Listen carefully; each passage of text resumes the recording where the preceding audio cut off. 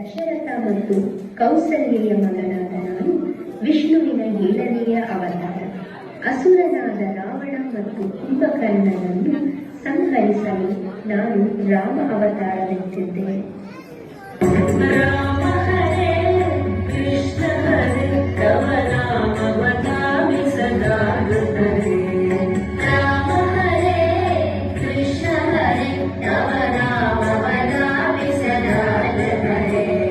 Sita